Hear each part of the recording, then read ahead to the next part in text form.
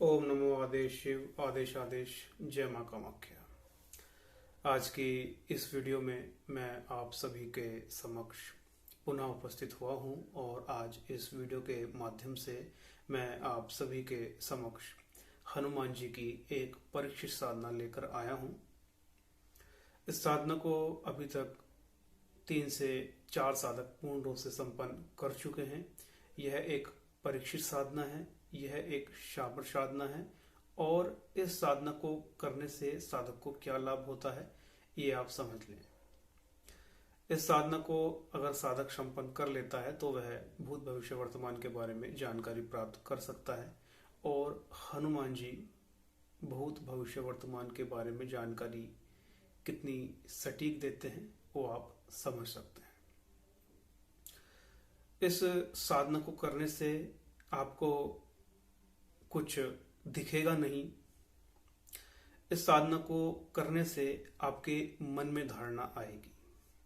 उदाहरण के तौर पर आप माने कि कोई व्यक्ति अगर आपके पास में आया है और आपने इस मंत्र की अगर सिद्धि की है तो वहां पर आपको जैसे ही आप इस मंत्र का उच्चारण मन में करेंगे और व्यक्ति का नाम और उनकी माताजी का नाम आप पूछेंगे तो वैसे ही आपको जानकारी आपके मन में मिलने लगेगी। एक शक्ति आपको प्रेरणा देगी कि दूसरे व्यक्ति को ये समस्या है और उस समय जब आप अपने मुख से बोलेंगे तो आप जो भी बोलेंगे वो सत्य होगा, सटीक होगा। बात करते हैं इस साधना के विषय में कि किस प्रकार से यह साधना करनी चाहिए। सर्वप्रथम आप हनुमान जी के जितने भी नियम हैं उनका पालन करें। भूमि शयन, ब्रह्मचर्य, शुद्धता का आप ध्यान रखें और इसके साथ साथ में इस मंत्र को आप किसी भी होली, दिवाली, ग्रहण काल, अमावस्या की रात्रि से संपन्न इसको कर सकते हैं। शुरुआत इसकी आप कर सकते हैं। यह साधना 21 दिन की साधना रहती है और प्रतिदिन आपको 21 माला इस मंत्र की जपनी होती है। इस साधना को करने से पहले आप एक दिन हनुमान जी के मंदिर में जाएं। वहां पर हनुमान जी को एक नारियल, 7 बेसन के लड्डू, मलीदा और इसके साथ साथ में एक लंगोट और एक झंडी आप वहां पर हनुमान जी को अर्पित करें। हनुमान जी से प्रार्थना करें कि हे बजरंगबली, मैं यह साधना करना चाह रहा हूं, कृपया करके आप मुझे इसमें सफलता प्रदान करें। अनजाने में मुझसे कुछ भूल हो जाए तो क्षमा कीजिएगा। क्षमा जरूर मांग लें और वहीं पर बैठकर आप एक माला या फिर 21 बार उस मंत्र का जप करें। इतना करने के बाद में आप इस मंत्र का जप सुबह 4 बजे, 4:30 बजे कर सकते हैं या फिर रात्रि में आप इस मंत्र का जप कर सकते हैं। लाल आपके कपड़े रहेंगे, लाल आपका आसन रहेगा। माला में आप मूंगे की माला या फिर आप रुद्राक्ष की माला का प्रयोग कर सकते हैं। माला आप किसी भी पंडित जी से इसको सिद्ध करा लें और उसके उपरांत आप जप में बैठ सकते हैं। जप में आप ब्रह्मचर्य का पालन करें, भूमि शयन करें। जहां पर आपने मंत्र जप किया है वहीं पर आपको लेट जाना है, सो जाना है। जहां पर साधक बैठेगा वहां पर सामने एक आप चौकी रखें। चौकी के ऊपर आप एक लाल कपड़ा बिछाएं। उसके ऊपर एक आप हनुमान जी की मूर्ति स्थापित करें और उसके उपरांत आपके पास में रुद्राक्ष माला रहेगी। रुद्राक्ष की माला से ही आपको प्रतिदिन 21 माला जपनी है 21 दिन तक। आखिरी दिन में आप हनुमान जी के नाम से जो आपने पहले दिन साधना में जब आप बैठे थे, जो आपने नारियल रखा था, उसको आपको फोड़कर हवन कर देना है। हनुमान जी के नाम से एक नारियल आप रखेंगे साधना में, घी का दिया आप जलाएंगे, 7 अगरबत्ती आप जलाएंगे और मीठा चाहें तो आप थोड़ा सा गुड़ और थोड़ा सा चना आप रख लेंगे। और साधना के बीच में आप बीच बीच में बंदरों को भोग प्रदान करेंगे। उनको मीठी खीर या फिर आप गुड़, चना, उसको बंदरों में आप अच्छे से बांट दें, उनको भोग लगा दें। इतना आपको करना है। और इसके साथ साथ में आपने मंत्र जप करना है। आप सुबह 4, 4:30 बजे जप कर सकते हैं। रात्रि में आप 10 बजे के बाद में इसका जप कर सकते हैं।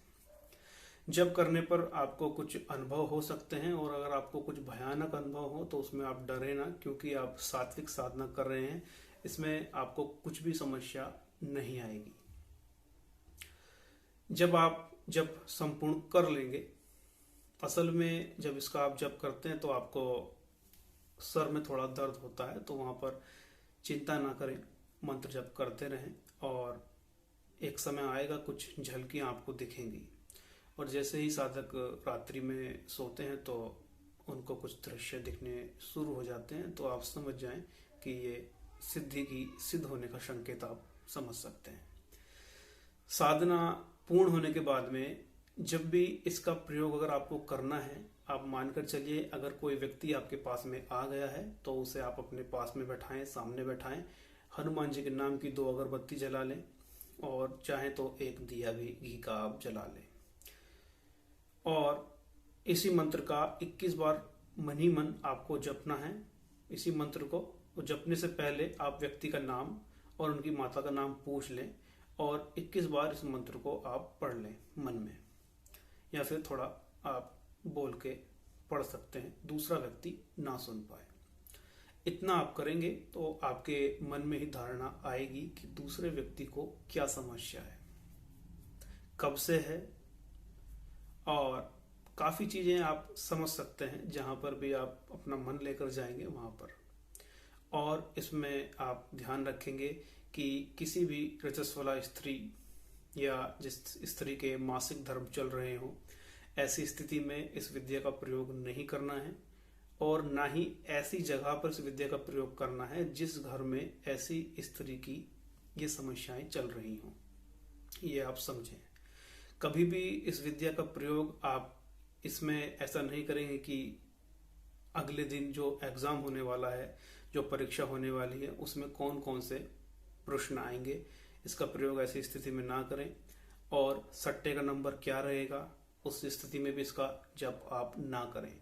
ऐसा अगर आप करते हैं तो विद्या आपकी बंद हो जाएगी, मंत्र आपका कार्य नहीं करेगा। इसके साथ साथ में उस शक्ति का दोष भी आपको लग जाएगा। सोच समझ के करें, अच्छे कार्य के लिए करें, और इसका प्रयोग आप करेंगे तो निश्चित ही जानकारी आपको मिलेगी, और निश्चित ही इसके माध्यम से आप काफी चीजों को समझ सकते हैं। यह एक परीक्षित प्रयोग है, आप चाहें तो कर सकते हैं। बात करते हैं मंत्र की। जो साधक रुचि रखते हैं इस प्रयोग में वो संपर्क कर सकते हैं। निश्चित ही हम ऐसी स्थिति में उनकी सहायता करेंगे। आज के लिए इतना ही। आशा करता हूं कि कुछ जानकारी आपको मिली होगी। और इससे उपरांत जब आप साधना में बैठेंगे तो उससे पहले आपको गुरु गणेश जी, माता सरस्वती, भगवान शिव और माता सीता, राम, लक्ष्मण और उसके बाद में हनुमान जी का पूजन आपको करना है। और दिया अगरबत्ती करके भोग सब रखकर आपने मंत्र जपना है। याद रहे, ध्यान रखें। और मंत्र जप पूर्ण होने के बाद में हनुमान जी से क्षमा मांग लें कि अगर कुछ गलती हो गई हो तो क्षमा करें बाबा। आज के लिए इतना ही। आशा करता हूं कि कुछ चीजें आप समझ पाए होंगे। तो आने वाले समय में मैं आप सभी के समक्ष श्री राम की एक साधना लेकर आऊंगा। आज के लिए इतना ही। आदेश। जय मां कामाख्या।